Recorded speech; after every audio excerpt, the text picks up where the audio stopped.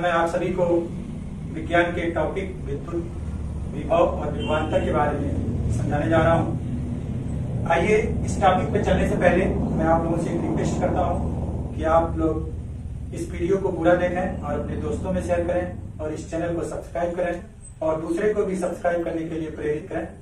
आइए आज हम टॉपिक पे चलते हैं विद्युत विभव और विभवांतर। विद्युत विभव क्या चीज है, इसको समझने के लिए हम एक दूसरे प्रोसेस का सहारा लेंगे। आइए उस पर चलते हैं। वह क्या है जो विद्युत आवेश को प्रवाहित करता है, यानी कौन ऐसी चीज है जो विद्युत आवेश को चालक के एक सिरे से दूसरे सिरे तक ले जाता है। इसको समझने के लिए आइए जल के प्रवाह से समानता के आधार पर इस पर विचार करते हैं। जिस तरह से जल ऊंचे सिरे से नीचे सिरे की ओर प्रवाहित होता है, तो ठीक वैसे ही विभव भी अधिक आवेश भी अधिक विभवांतर से कम विभवांतर की ओर प्रवाहित होता है। किसी कॉपर के तार से आवेश स्वयं प्रवाहित नहीं होते, ठीक वैसे ही जैसे किसी आदर्श क्षैतिज नली से जल प्रवाहित नहीं होता। कह रहे कि कोई चालक तार हो तो उसमें से आवेश खुद प्रवाहित नहीं होता, ठीक वैसे ही जैसे एक समानांतर नली रखी हो, क्षैतिज नली रखी हो, तो उसमें से जल अपने आप प्रवाहित नहीं होता है। यदि नली के एक सिरे को किसी उच्च तल पर रखे जल टैंक से जोड़ दें, जिससे नली के दोनों सिरों के बीच कोई दाबांतर बन जाए, तो नली के मुक्त सिरे से जल बाहर की ओर प्रवाहित होता है। जैसे कि हम नली को किसी ऊंचे तल पर रखे जल टैंक से जोड़ दें, तो नली का एक तल ऊंचा हो जाएगा और दूसरा सिरा नीचा हो जाएगा, तो जल टैंक से पानी प्रवाहित होकर नली के दूसरे सिरे से बाहर बहने लगेगा। ठीक उसी प्रकार से किसी चालक में आवेशों के प्रवाह के लिए वास्तव में गुरुत्व बल की कोई भूमिका नहीं होती है।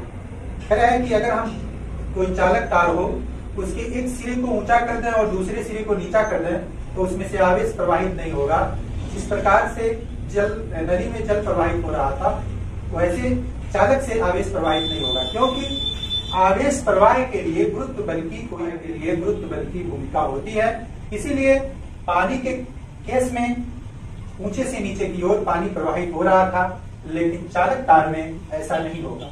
उसके लिए कोई और कारण है, आइए उस कारण पे आते हैं। इलेक्ट्रॉन केवल तभी गति करते हैं जब चालक के अनुदिश वैद्युत दाब में कोई अंतर होता है। कह रहा है कि इलेक्ट्रॉन किसी तार से तभी प्रवाहित होते हैं यानी बहते हैं जब चालक के दिशा में, अनुदिश दिशा में वैद्युत दाब में कोई अंतर होता है। तो इसी वैद्युत दाब में अंतर को हम विभवांतर कहते हैं। आइए अब हम इसको और आगे लेकर चलते हैं। आइए इसी टॉपिक पे अब आगे बढ़ते हैं। विद्युत विभव और विभवांतर। इसमें है कि विभव में यह अंतर एक या अधिक विद्युत सेलों से बनी बैटरी द्वारा उत्पन्न किया जा सकता है। जैसा कि मैंने आपको पहले बताया कि चालक तार में आवेशों का प्रवाह तभी होता है जब उसके दो सिरों के बीच वैद्युत दाब उत्पन्न किया जाता है। उस वैद्युत दाब को उत्पन्न करने के लिए एक या एक से अधिक सेलों से बनी बैटरी की आवश्यकता होती है। किसी सेल के भीतर होने वाली रासायनिक अभिक्रिया सेल के टर्मिनलों के बीच विभवांतर उत्पन्न कर देती है। यानी किसी भी सेल या बैटरी के बीच जो टर्मिनल होते हैं, उनके बीच में विभवांतर उस सेल के अंदर उपस्थित रासायनिक ऊर्जा उत्पन्न करती है। ऐसा उस समय भी होता है जब सेल से कोई विद्युत धारा नहीं ली जाती। कहने का मतलब है कि जब बैटरी रखी रहती है, तो उस समय भी उसके दोनों टर्मिनलों के बीच में विभवांतर उत्पन्न रहता है। जब सेल को किसी चालक परिपथ अवयव से जोड़ते हैं, तो विभवांतर उस चालक के आवेशों में गति ला देता है।